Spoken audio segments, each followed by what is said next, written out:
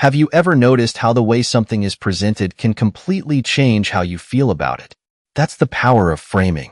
It's all about how information is packaged and presented, and it can subtly, or sometimes not so subtly, influence our decisions and judgments. We don't always realize it's happening, but our brains are easily swayed by clever framing. Think about a news report. One report might say 90% of people survive this surgery, while another report on the same surgery might say 10% of people die during this surgery. Both statements are factually true, but the way they're framed leads to very different feelings. The first sounds reassuring. The second sounds terrifying. That's framing at work, shifting our perception with just a change of words. Framing can affect us in countless everyday situations. Imagine you're buying a new car. One salesperson highlights the low monthly payment, making it seem affordable. Another focuses on the high total price, emphasizing the expense. Both are describing the same car, but the emphasis changes your perception. The low monthly payment frames the purchase as accessible, while the high total price makes it feel overwhelming.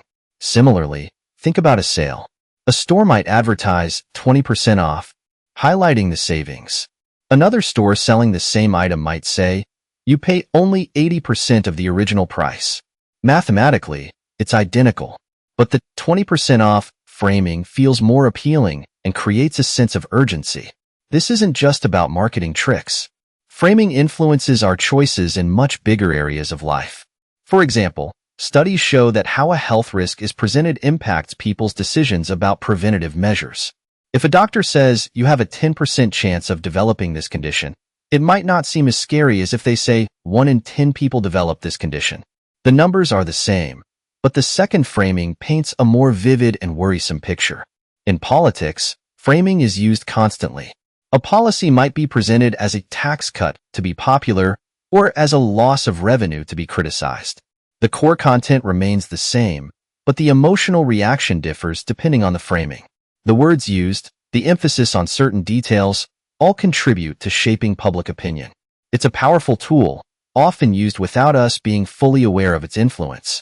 So, how can we become less susceptible to this? Being mindful of how information is presented is the first step. Actively question the framing. Ask yourself, what is being emphasized? What is being left out? Are there other ways to present this information? By consciously analyzing the language used, we can avoid being manipulated and make decisions based on factual information rather than emotional reactions driven by clever wordplay. For instance, if you are presented with a problem phrased negatively, consider rephrasing it positively to see if it alters your perspective. If you hear a statistic presented in one way, try to find alternative ways of expressing it to check your feelings. Remember, numbers and facts are important, but their presentation can dramatically shift their impact. Understanding framing effects isn't about becoming cynical. It's about becoming more aware. It's about recognizing the power of language and presentation and using that knowledge to navigate the world with a more critical eye. Being aware of framing allows you to make more informed choices, free from the subtle influences that often operate beneath the surface of our perception. It helps us to see the reality beyond the carefully crafted words used to describe it. It equips us to make decisions based on a clear understanding of the facts, rather than being swayed by the persuasive techniques others might be using.